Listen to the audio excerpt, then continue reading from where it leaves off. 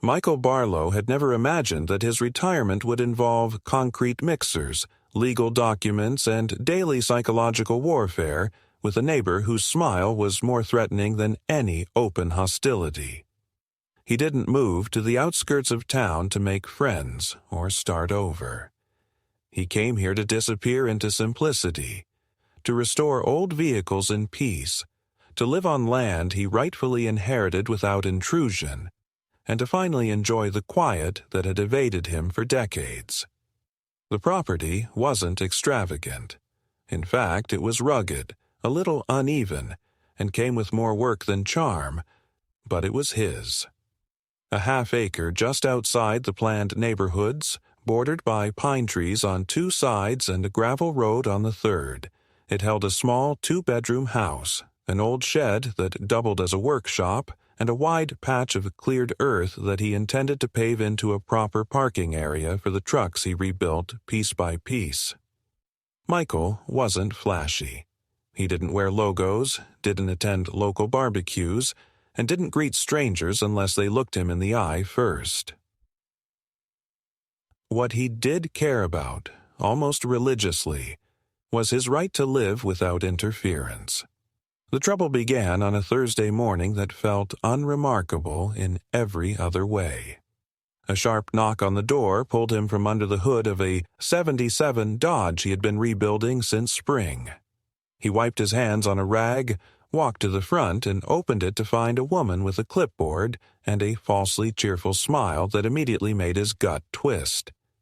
She introduced herself without invitation as Karen Martin, the community coordinator, which he quickly learned meant she was the self-appointed head of the local council for property standards and neighborhood integrity, a committee that, from what he understood, had no jurisdiction over his land. But Karen, dressed in pastel slacks and a floral blouse too crisp for morning hours, didn't seem to believe that.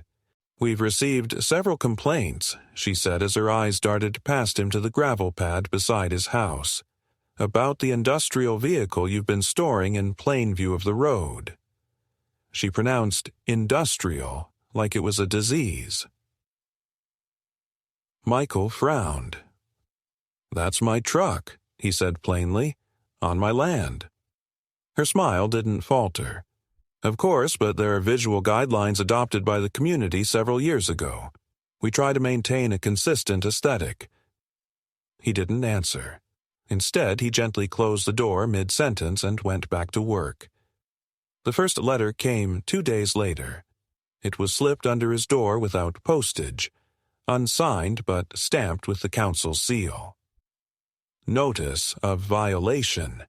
It read in bold at the top, with a list of codes and regulations beneath, none of which applied to his zoning category. He ignored it.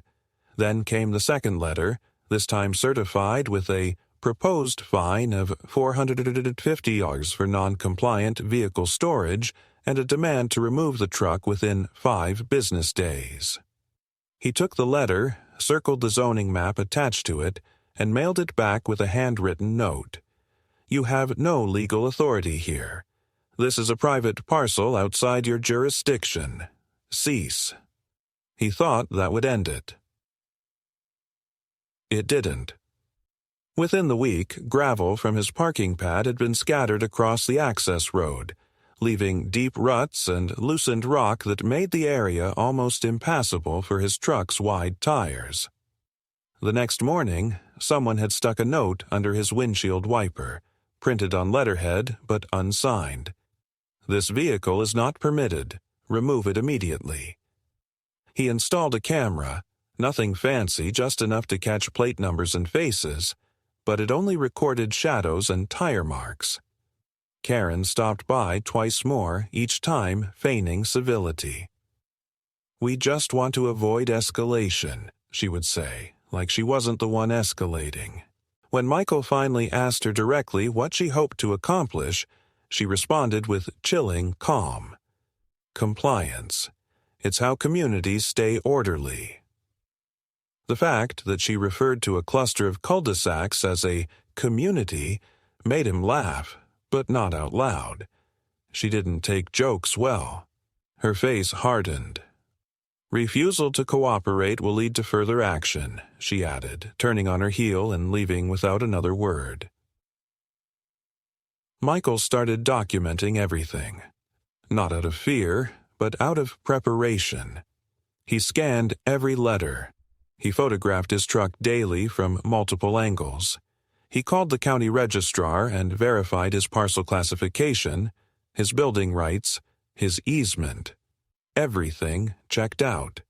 He knew the law was on his side. What he didn't expect was how quickly logic and legality stopped mattering. One morning, he awoke to find a bright orange sticker plastered on the side of his truck, half melted by the sun, but still legible. Illegally parked. Subject to tow. No phone number, no authority listed. Just the warning, as if someone hoped to trick him into panicking. He peeled it off, but that night he couldn't sleep. Something had shifted. Karen no longer seemed like a nosy neighbor with too much time. She had the confidence of someone who believed the system worked for her, not around her. She had allies, maybe even people inside local code enforcement who didn't check zoning lines very carefully. And then came the final straw, the block. One afternoon, he returned from the hardware store to find her car parked deliberately across the narrow section of gravel that served as the only entrance to his parking pad. Her sleek white crossover sat diagonally as if mocking him. There was enough space to walk past, but not enough to pull his truck through. She wasn't inside. She wasn't anywhere. Just the car, locked with a single note stuck under its windshield wiper. "Let's try being neighborly. Call me." Michael stood there for several minutes, jaw clenched, knuckles white on the grocery bag in his hand. He didn't shout. He didn't break anything. He carried the bag inside, poured himself a cup of black coffee, and sat at his table for nearly an hour thinking through every possible reaction. Then he made a decision. It wouldn't be explosive. It wouldn't be illegal. But it would be permanent.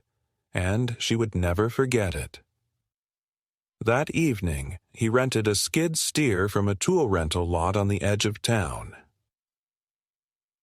He bought 4 pallets of cinder blocks, a bag of cement mix, a trowel, and 3 metal posts. He didn't ask for help. He didn't explain anything. By midnight, the blocks were delivered to his driveway. By morning, he had measured the exact perimeter around her car and chalked a guideline in the gravel. And by the time the sun rose, he was already pouring the foundation for a wall that would seal her car in completely. No exits. No entry. Just 4 gray, lifeless walls around a weaponized vehicle that had no right to be on his land. He wasn't angry. He was methodical. Each block he laid was an answer. Each layer a message. You do not own this space. You do not set the rules here. He didn't vandalize. He built. He didn't threaten. He reinforced. It wasn't about revenge. It was about drawing a line that could no longer be moved. By the time she arrived, red-faced, stumbling, voice cracking with disbelief, the wall stood over 5 feet high, sealed at every angle. She screamed, of course. She threatened. She cried. But Michael simply stood nearby, sipping his coffee, watching her try to figure out how it had come to this.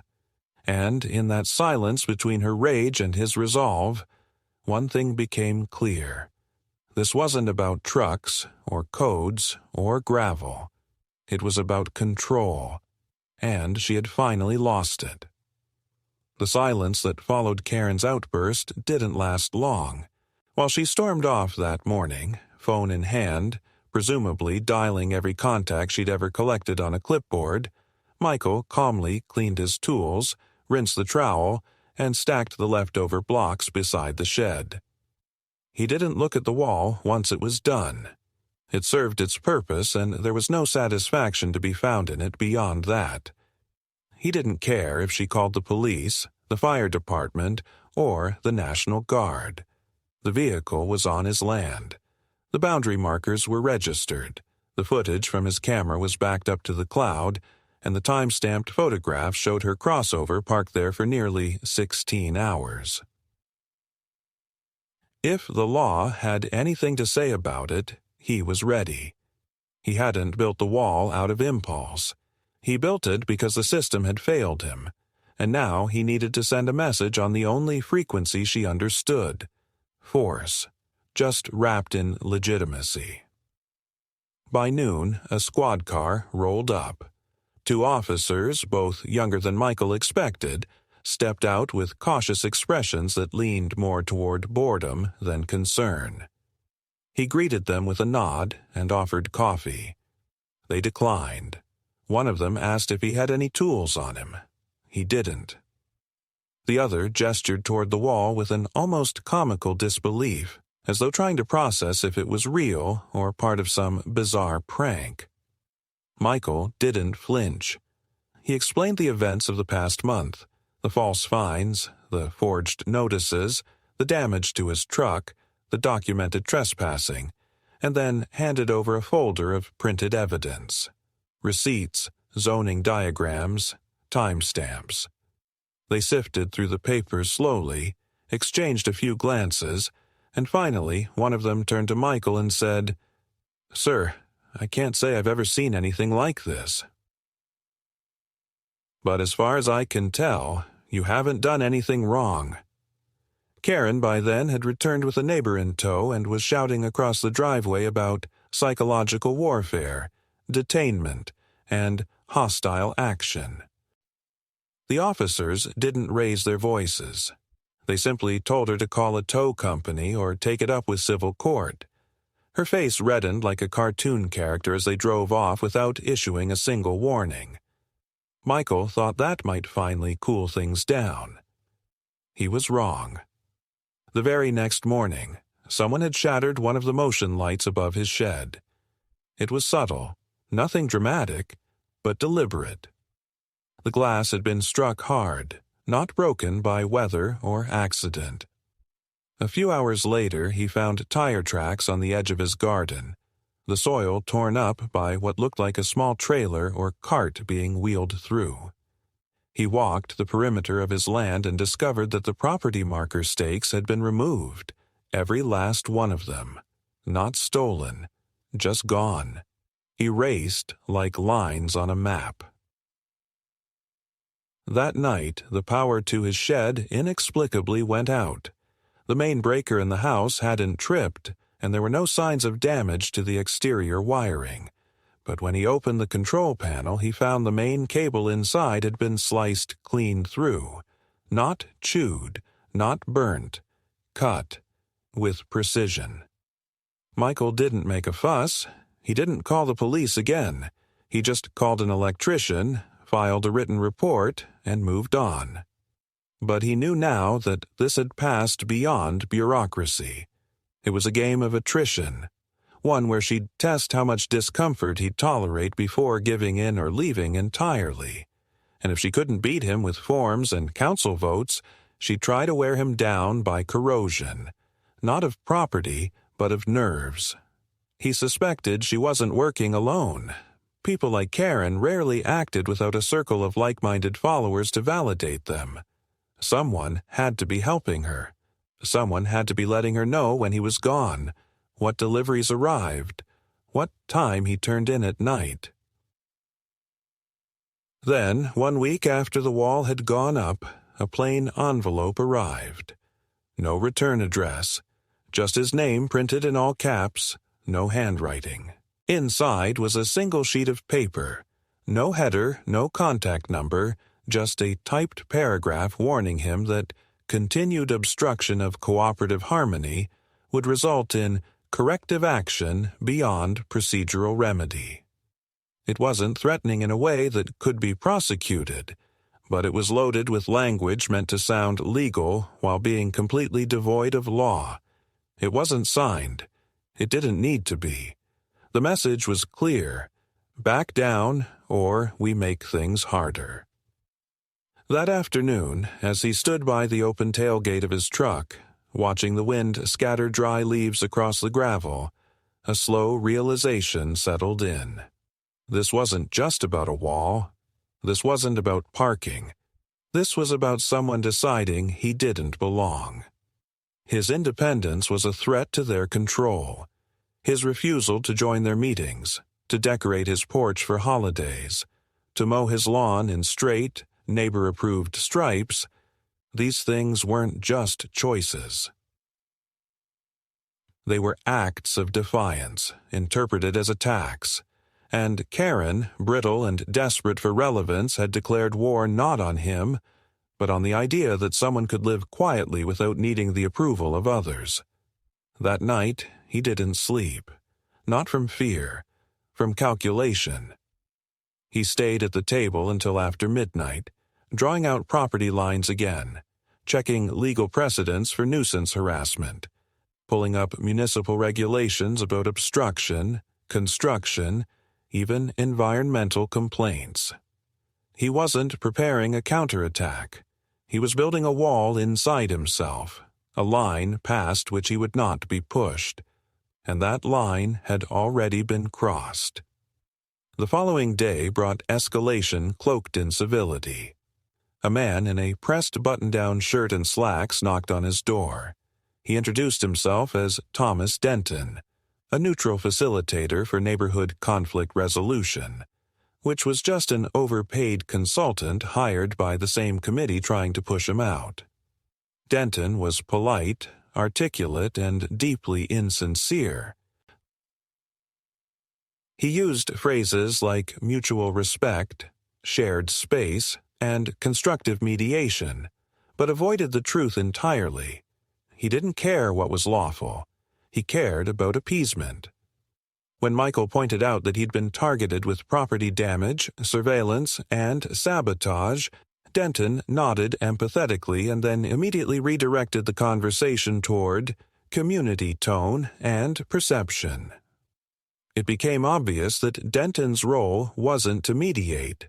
It was to pressure, to make Michael feel like the problem by being the only one unwilling to compromise. Denton even offered to help draft a letter of understanding, which sounded suspiciously like an admission of guilt. Michael declined, firmly, politely, and closed the door. That evening he noticed fresh footprints in the soft earth behind his shed. 2 sets, one lighter, one heavy. Neither matched his boots. No attempt to break in, no tools missing, but the implication was there. We can get this close, and you won't even hear us. Karen's car remained behind the wall, untouched, for days. No tow truck came. No further attempts were made to move it. It stood there like a monument to stubbornness, a symbol that neither side wanted to dismantle first. Michael had half expected her to file an emergency injunction or vandalize it herself just to frame him. But nothing came. Just the silence. Until one morning, the car was gone. The wall was intact, the padlock untouched. But inside, the vehicle space was empty, the gravel clean, the tire marks fresh and deliberate. Someone had lifted it, either with a crane or by dismantling the top of the wall. He checked his cameras. All data from the previous night had been erased. No error messages, no footage. Just a gap from 11:42 p.m. to 4:06 a.m., as though nothing had happened, as if the land itself had swallowed the evidence. And that was the moment Michael knew this wasn't going to be resolved with fences, paperwork, or council votes. Karen had crossed into something deeper, something quieter, more dangerous. And from the way her house now remained dark most nights, from the subtle looks other neighbors now gave him, from the quietness that followed every time he walked by the street corner where gossip used to bloom, he knew the ground was shifting beneath him. They weren't just trying to push him out. They were trying to bury him in paper, wear him down by isolation, grind him into submission through slow erosion. And they thought he wouldn't fight back because he built walls instead of waving flags. But Michael didn't need to fight loud. He only needed to outlast them. 3 days after Karen's car vanished from behind the wall, Michael received a parcel with no return address. It was heavier than it looked, wrapped in brown paper, tied tightly with what resembled twine more than postal string. Inside, nestled between layers of newspaper and foam, was a mason jar filled with gray gravel from his own driveway. At the bottom of the jar was a single, rusted bolt, the exact size used on the fence hinges he'd installed 2 years ago. There was no note, no explanation. Just the jar, deliberately packaged, an unspoken declaration. We've been here, and we'll come again. He placed it on a shelf in the shed, didn't tell anyone, didn't touch it again. But he also didn't forget. The next week, a letter arrived. This one was official, at least at first glance. It came from the Department of Zoning and Property Regulation. It informed Michael that a complaint had been filed about unpermitted land alteration, specifically the unauthorized erection of a masonry barrier and vehicular obstruction structure within setback limits. It cited violation codes, scheduled a hearing, and included aerial photos of his property. Only something was off. The aerials weren't from the county. They were too recent, too angled. Taken with a drone, no doubt, operated from just beyond the tree line, somewhere out of camera range. He brought the letter to the zoning office in person. After a tense half-hour of back and forth, a supervisor confirmed that while the complaint had been logged, it was not acted upon by their office, and the documents Michael had received had not originated from them. Someone had faked the letterhead, used real language from legal documents, and sent it hoping to scare him into tearing down his wall preemptively. He walked out of the zoning office with every intention of contacting his lawyer, but by the time he returned home, the damage had been done. The back side of his shed had been spray-painted in thick red slashes, words overlapping and barely legible, but one line stood out in dripping, hurried scrawl, "Take your walls and leave." He didn't call the police. He documented it, painted over it, and moved on. What worried him wasn't the act itself. It was the timeline. The fact that it happened while he was out meant someone was watching closely. Very closely. And now they were bold enough to leave messages in daylight. That evening, he reviewed every angle from his security system. One feed, just one, showed a blur. A fast shape across the northern fence line, barely more than a shadow. No clear face, no vehicle, just movement. He watched it over and over, frame by frame, then locked up his tools, secured every gate, and wrote a note to his lawyer outlining what had happened. He didn't want to overplay his hand, but this was no longer about someone abusing petty power. This was now about someone testing how far they could push before he pushed back with more than concrete and silence. The next day, an unmarked pickup truck with a trailer pulled up across the street. 2 men in reflective vests stepped out, began unloading fencing materials, and walked directly across his front yard without a glance in his direction. Michael stepped outside and asked what they were doing. One of the men, older, balding, and clearly tired, handed him a clipboard with a site plan attached. It claimed authorization for temporary boundary fencing in preparation for parcel reassignment. The document bore a header from the Neighborhood Improvement Trust, a nonprofit tied loosely to the council Karen managed. He told them, calmly but firmly, to get off his land. The man shrugged, said he was just doing his job, and motioned to his partner. They packed up the materials, got into the truck, and left without another word. Michael didn't go inside. He sat on the porch for 2 hours, just watching the street. Something was wrong. More wrong than he'd let himself admit. These weren't just retaliations. These were coordinated, paced like moves in a game. They knew when he left the house. They knew how long he stayed away. They knew which agencies he'd already checked with, and which ones he hadn't. Someone was feeding Karen information. Someone who had access to local infrastructure or, at the very least, connections she could lean on. Later that week, as dusk fell and the light turned orange across the gravel, Michael saw a stranger walk by the house. Not unusual on its own, but the man wasn't looking at his phone or watching the sidewalk. He was watching the house. His pace was steady, calculated, not aimless. Michael didn't move, didn't wave. He just sat still on the porch, and the man passed by without acknowledging him. He never returned, at least not visibly, but from then on, Michael noticed more things out of place.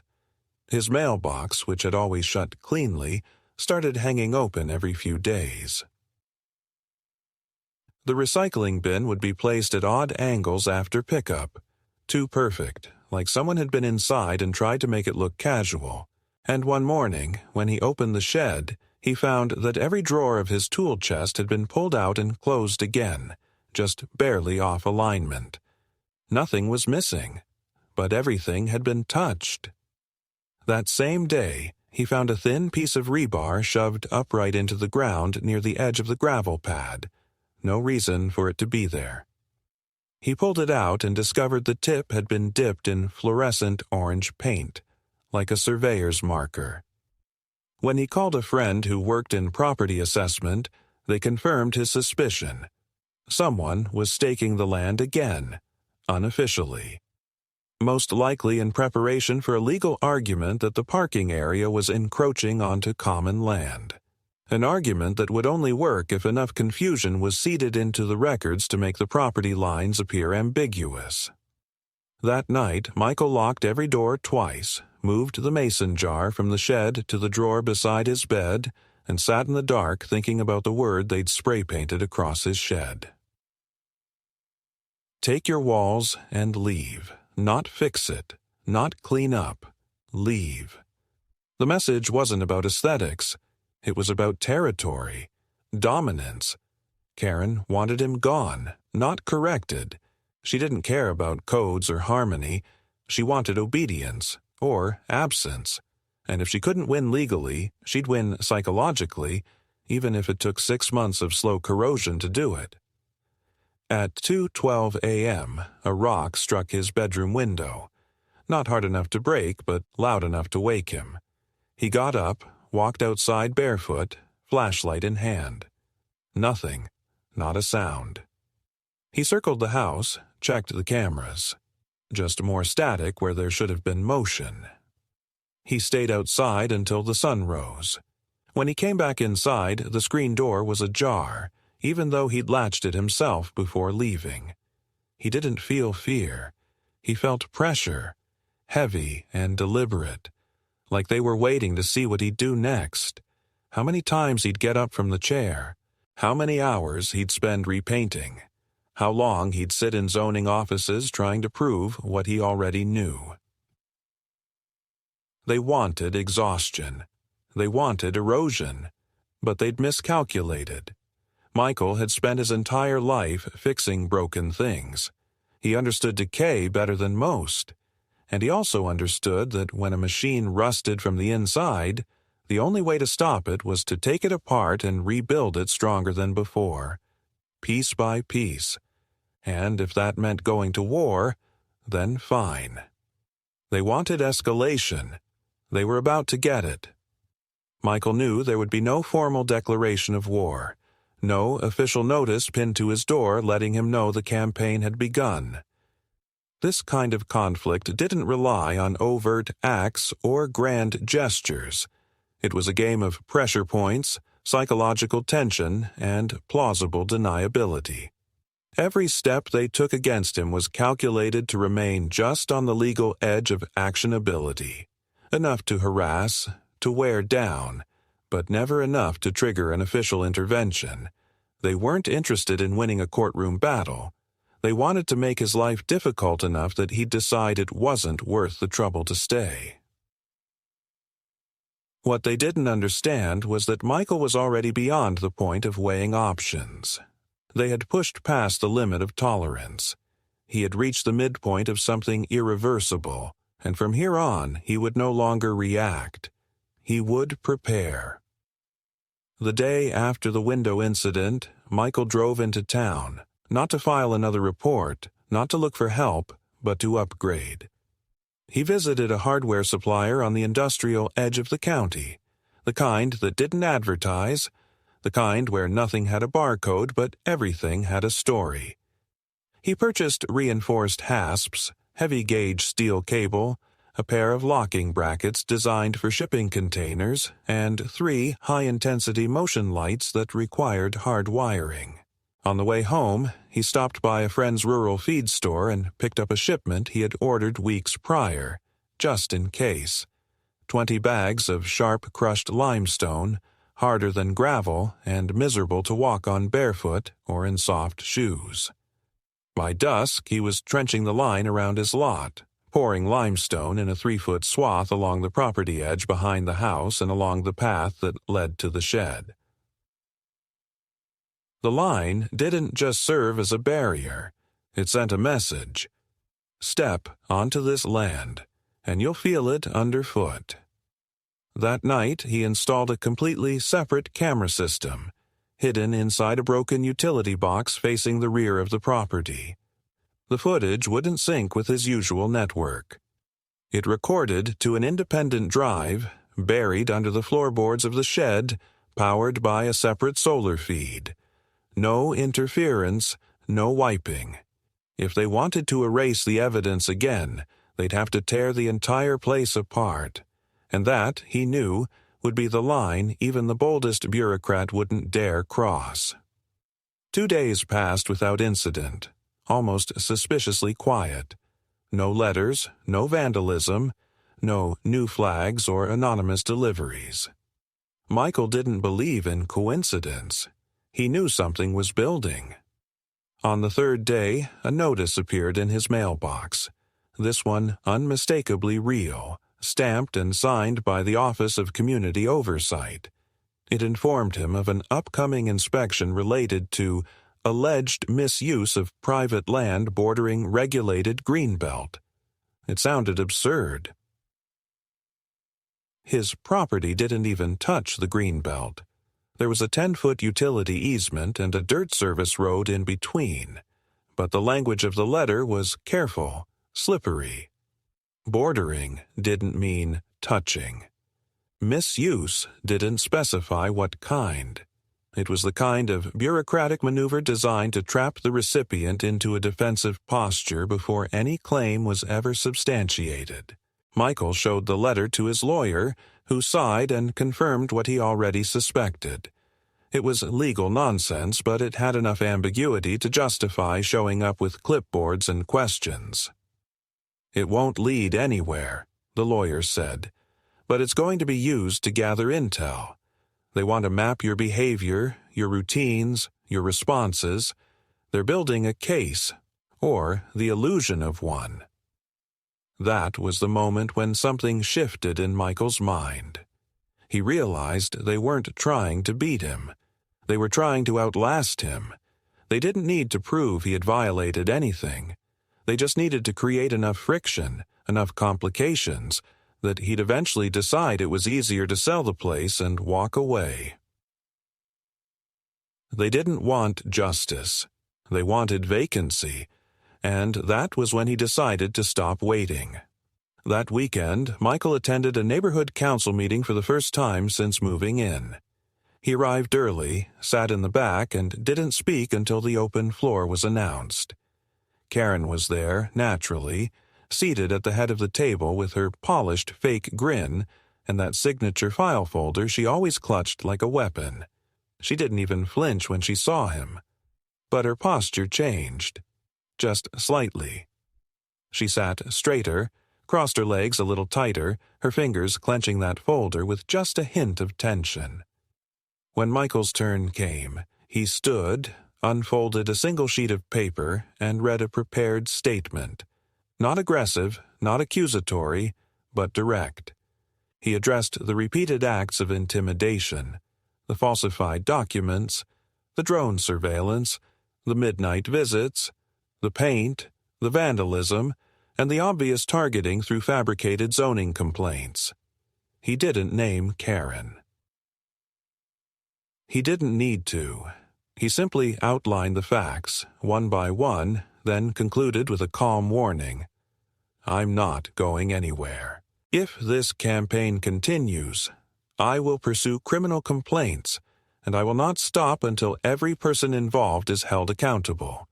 You've underestimated the quiet ones. That's a mistake. He folded the paper, nodded once, and walked out. The room had been silent when he spoke. Now it buzzed behind him as he exited.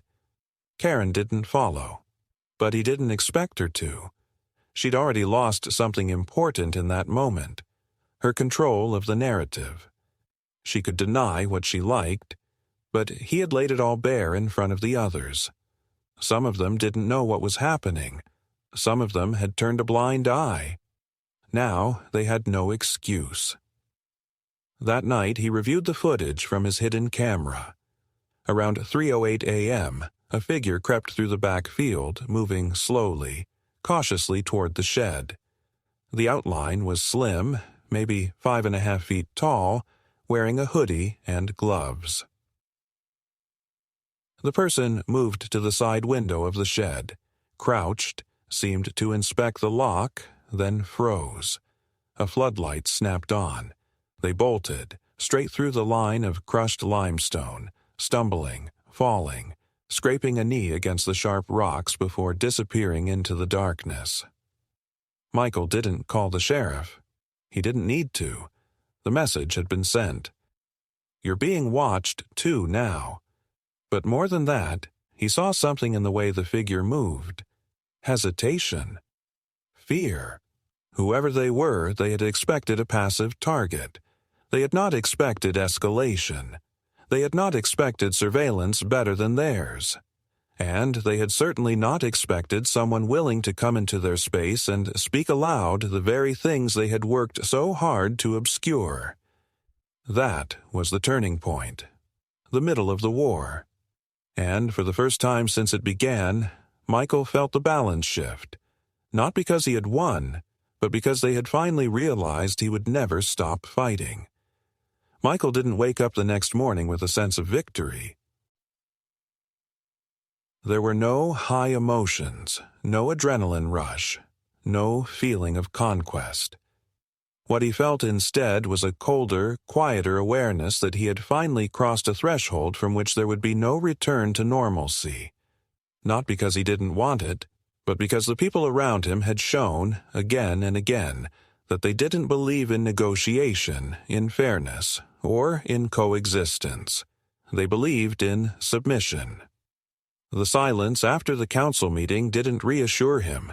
If anything, it made him more alert. He knew the way these types operated. They didn't retreat, they regrouped. They didn't stop, they adapted. They'd shift tactics, find new points of attack, leverage new tools, and this time, they would try to cut deeper, not louder. 3 days passed. The cameras caught no movement. No mail came. The property was quiet. But on the 4th day, a city utility truck parked across the street. It wasn't unusual to see one pass by now and then, but this one didn't move. 2 men got out, one with a clipboard, the other with a device used to mark underground utility lines. Michael watched from the porch. They walked along the road, placed orange and blue flags near the edge of the gravel pad, then stopped right at his driveway, pointed, talked quietly, and marked a wide X on the ground near the main water line that fed his house. He stood and approached. When he asked them what was happening, they informed him that there had been a request for an infrastructure assessment related to upcoming neighborhood upgrades. When asked who submitted the request, they couldn't say.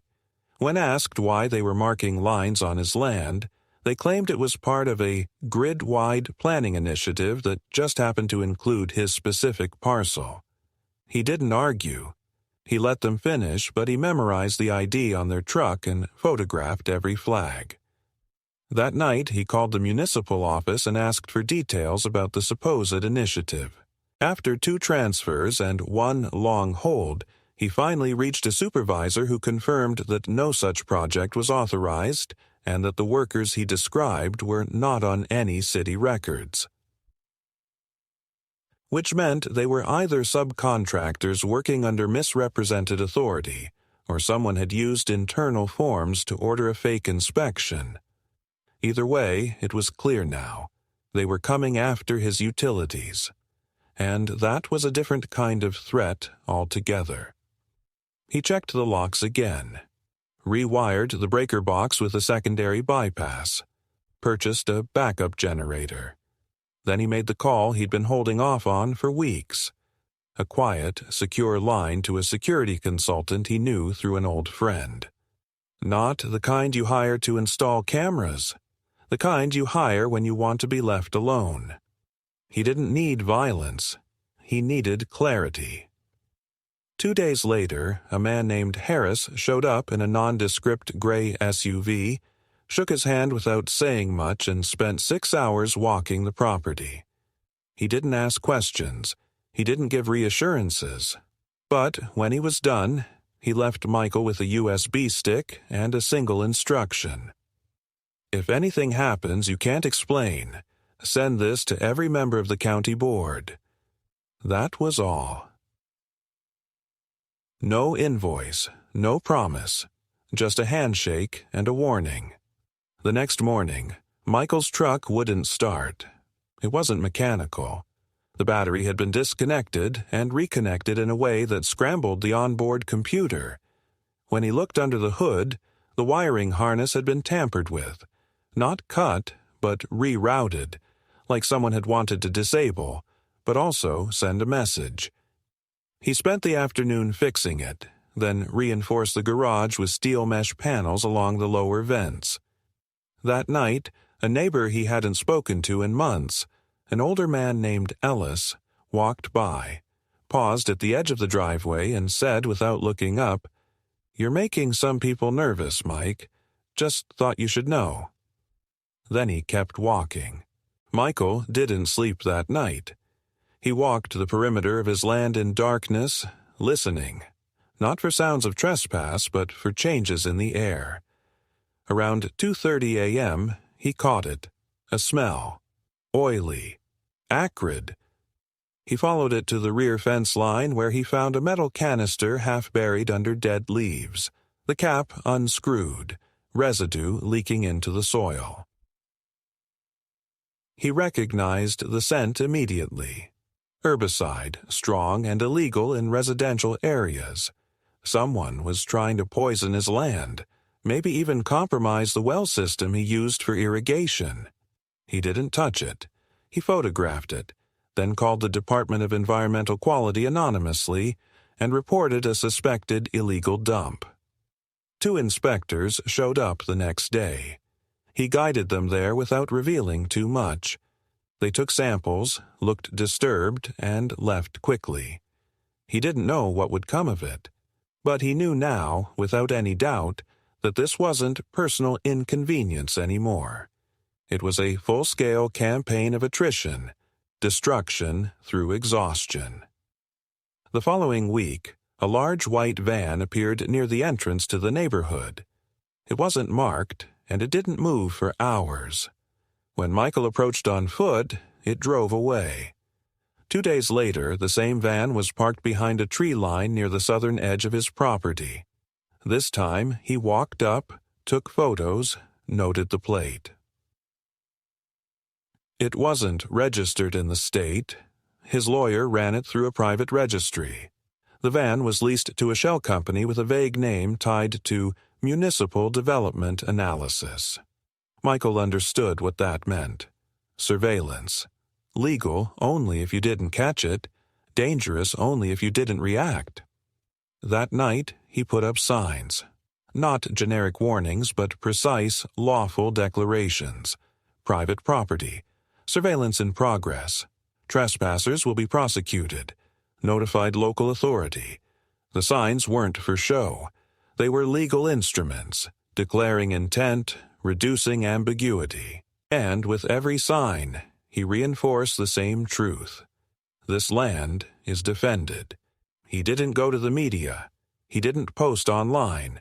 He didn't turn it into a spectacle. That's what they wanted. A man who looked paranoid, who could be dismissed as unstable. Instead, he documented. He filed. He backed up. And when another fake letter arrived, this one claiming a $2,000 fine for failure to maintain soil grading in compliance with runoff regulation, he didn't even open it. He scanned it, added it to the archive, and mailed a copy to the County Fraud Investigation Office. Then came the animals. 2 stray dogs appeared on his property one night. Large, aggressive, no tags, not starving, but clearly dumped. They circled the shed, barked at the lights, growled at the doors. Michael didn't shoot them. He lured them into the truck bed with food, locked them in, and drove them to the shelter himself. The staff told him this wasn't the first time dogs like these had been dropped off in the area. That same day, he installed a reinforced gate and filed a formal complaint citing property endangerment. He knew it wouldn't go far, but it added to the paper trail. The weight was building. That was all that mattered. And still, Karen remained quiet. She wasn't seen at meetings. Her car hadn't returned, but her fingerprints were everywhere. Every document, every maneuver, every tactic bore the mark of someone obsessed with control and furious at its loss. She hadn't given up. She had just changed shape. Maybe now working through proxies. Maybe from the shadows. Maybe not even in the neighborhood anymore. But the war hadn't ended. It had just evolved. The pressure didn't come only from threats. It came from silence. The neighbors stopped waving. Packages were delayed. The mailman no longer stepped onto the porch. Michael knew what they were doing. They were isolating him, turning the space around him into a psychological void, hoping that sooner or later the sheer absence of community would push him out harder than any force ever could. But what they didn't know, what they couldn't calculate, was that Michael had never wanted the community to begin with. He hadn't moved here to be welcomed. He had moved here to be left alone. And now that they had taken even that, he had no reason left to compromise. On the 10th day since the last direct incident, the county sent an official letter. A real one this time. They were opening an investigation into zoning abuse, prompted by an escalating pattern of complaints and counter-complaints. It was procedural. But it was the first time anyone had acknowledged that something more than property lines was at stake. Michael welcomed it. He opened the file drawer, took out the USB Harris had given him, and placed it next to the envelope. It was time to be done playing defense. This wasn't just a fight about land anymore. This was about the right to exist without permission. And Michael was done asking. Michael had always believed that most people gave up long before they were truly defeated. They mistook inconvenience for danger, confusion for chaos, and resistance for failure. But he also understood that when people like Karen were forced into the shadows, stripped of their public authority, denied their usual avenues of coercion, they didn't retreat with dignity. They mutated. And that mutation was always more dangerous than their original form. She had vanished, but her influence was still alive, rippling across the neighborhood like a slow toxin. Michael could see it in the eyes of his neighbors, the way conversations ended when he stepped outside, the way cars hesitated longer than usual at the stop sign near his driveway. No one accused him directly. No one spoke to him at all. But every day he felt the social scaffolding closing in, the unspoken campaign of exclusion sharpening. That's why, when the subpoena came, he wasn't surprised. just tired. It arrived by courier, not regular mail, with all the theatrics of legal weight, even though the envelope itself was thin. Inside was a formal notice. The neighborhood's legal advisory board, an informal group of 3 appointed residents, had filed a petition with the local magistrate's office requesting mandatory arbitration regarding ongoing disruption, unneighborly conduct, and property weaponization. It sounded ridiculous, borderline childish, until he saw that the petition had been accepted and a hearing was scheduled in less than 2 weeks. He spent the evening reviewing everything, not out of panic, but principle. He gathered notarized copies of his property lines, time-stamped photos of every violation against him, correspondence logs, inspection notices, emails from county departments confirming forgery, even the original fake fine that had kicked off the entire conflict. Then he returned to the USB drive. He had never opened it. Harris had told him to save it for when escalation became undeniable. Now it was time. He plugged it into an isolated laptop and found a single folder labeled Failsafe. Inside were 4 video files, each between 2 and 5 minutes long, clearly taken from hidden trail cams and directional microphones placed around his property. He had no idea when Harris had planted them, but the footage was damning. One video showed 2 men tampering with the lock on his shed, clearly visible, one with a distinctive tattoo on his forearm. Another captured someone placing the herbicide container behind his fence. The third showed the van parked near the tree line, its plate number clearly legible, with a woman resembling Karen stepping out briefly and handing something to a man in coveralls. And the final file was audio only, muffled but unmistakable. Karen's voice clear as day saying, "I don't care if it's legal. Make it look like he's a threat." Just enough to get him flagged. Michael didn't sleep that night. Not because he was afraid, but because everything had changed. Up until now, they had operated with a veil of ambiguity, always skating just close enough to illegality that nothing stuck. But this was different. This was conspiracy, caught in full color and stereo. And if he used it right, it wouldn't just shut them down. It would bury them. He made 3 encrypted copies of the USB, 1 for his lawyer, 1 for the county commissioner, 1 for the media, just in case. And then, calmly, he wrote a letter. Not a threat, not a declaration, just a statement of facts. He included 2 still images, a transcribed excerpt from the audio, and a short line that read, "You've crossed into criminal territory. I won't protect your secrets anymore." He sent it anonymously to every person who had ever signed their name to a neighborhood council decision. 2 days passed, then 3, and then everything cracked. First, the lawyer representing the advisory board resigned, citing conflict of interest and incomplete disclosures. The hearing was postponed indefinitely. Then, a local investigative blog ran a story titled "Neighborhood Power Play Turns Ugly. Leaked Footage Suggests Abuse of Zoning Enforcement." Within hours, the neighborhood forums exploded. Some denied everything. Others claimed they'd always suspected something. One anonymous post simply read, "This is what happens when people push the wrong man." No one knew the source of the leak. Michael never claimed it. He didn't need to. The facts spoke louder than any accusation. Karen's name wasn't on the story, but anyone who had lived in the neighborhood more than a month didn't need it spelled out. Her car hadn't returned. Her house stood dark. Some said she had left town. Others said she'd taken a leave. Michael didn't care. He wasn't interested in her anymore. Not really. But the aftermath wasn't clean. There was no sudden wave of apologies. No one knocked on his door to offer peace. What followed was stranger, colder, more surreal than he expected. Quiet compliance. The flags were removed. The fake complaints stopped. The dogs didn't return. The van disappeared. It was as if someone had flipped a switch and decided, all at once, that the campaign against him was over.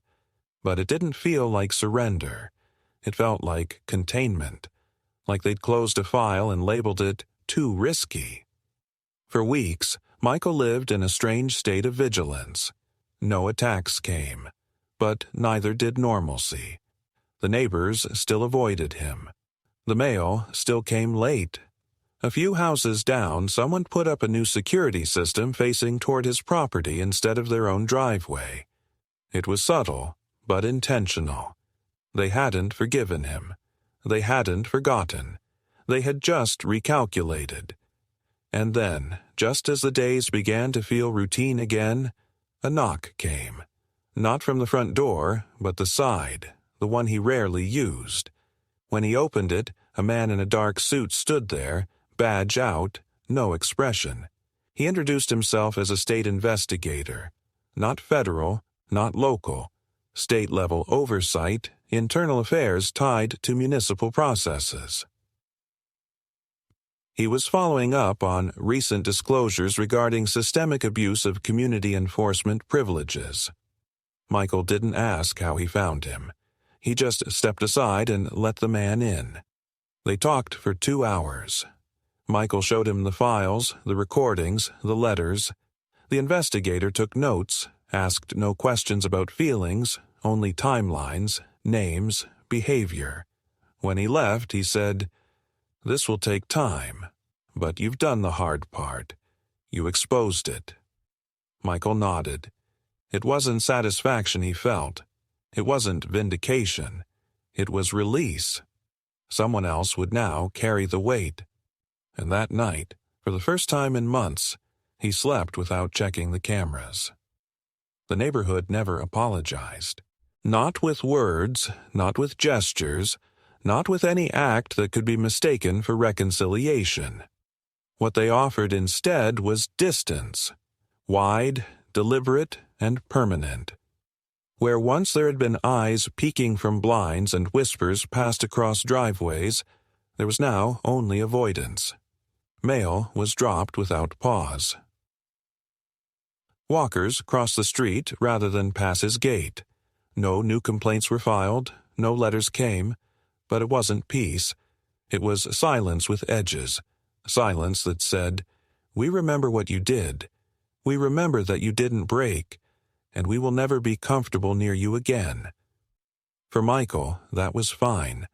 Comfort had never been his goal. He had not fought to be liked. He had fought to be left alone. And now, finally, he was. Karen's house was eventually sold. Quietly, without ceremony. A moving van came one morning, packed quickly, and by afternoon the windows were covered and the car gone. She didn't say goodbye. She didn't leave a note. There was no statement, no final move, no second act. Just disappearance. The new owners, a couple from out of state, kept to themselves. They put up no decorations, attended no meetings, and parked their car inside the garage where no one could see it. Michael didn't introduce himself. He simply nodded once when they passed him on the road. They nodded back. That was enough. In the months that followed, Michael turned his attention back to the land. He repaved the gravel pad with poured concrete, installed proper drainage, planted thorny shrubs along the rear fence line, not for beauty, but for boundary. The shed was reinforced. The gate was upgraded. The cameras stayed. The motion lights stayed. But the alarms, the hidden audio feeds, the backup power, they were gradually retired. The fight was over, but the scars remained. Not just on the property, but on his time. His instincts, his ability to relax in his own space. It would take longer to rebuild those things than it had taken to rebuild his fence. But he accepted that. There are some battles where victory doesn't feel like triumph. It feels like survival. Then, in early spring, he received a certified letter, not from any council, not from any complaint office, but from the State Oversight Division. It informed him that a formal investigation had concluded, resulting in administrative charges filed against 3 former council members and 1 enforcement agent, all tied to misconduct, forgery, and unlawful surveillance. No criminal charges yet, but enough for sanctions, dismissals, and barred reappointments. It was a thin letter, 2 paragraphs, but to Michael it carried weight, not because it punished them, but because it proved he wasn't imagining things, that what he had endured had been real, deliberate, and unlawful. That, perhaps most importantly, someone had finally said it out loud. He didn't tell anyone. He didn't frame the letter. He folded it neatly, placed it with the others in a file marked "Keep Forever," and tucked it into the steel cabinet in the back room of the shed. Then he went outside, brewed a pot of coffee, sat on the porch, and watched the morning light spill across the concrete pad where the wall had once stood. That space was empty now, clean, level, unremarkable, as if none of it had ever happened. But he remembered every inch of it, every block, every layer, every silent message laid in mortar and grit. And now, finally, he felt something unfamiliar settle inside him. Not relief. Not even closure, just stillness. He didn't expect the world to change. He knew there would always be people like Karen, people who mistook order for righteousness, who saw independence as threat, who believed that authority was theirs to wield, not to earn. But he also knew now what he was capable of when pushed. Not anger, not retaliation, just precision, control, persistence. And that, in the end, had made all the difference. When a distant neighbor stopped by a few weeks later to ask if he'd consider attending a newly reformed local forum, nothing official, just a way to stay in touch, Michael listened, nodded, and politely declined. He didn't need forums. He didn't need unity. He needed space. And space, finally, was what he had. They had built fences. He had built walls. They had tried to dictate the shape of his life. He had simply redrawn the borders until they couldn't reach him anymore. And when they finally stopped knocking, he didn't open the door. He just locked it once and walked away.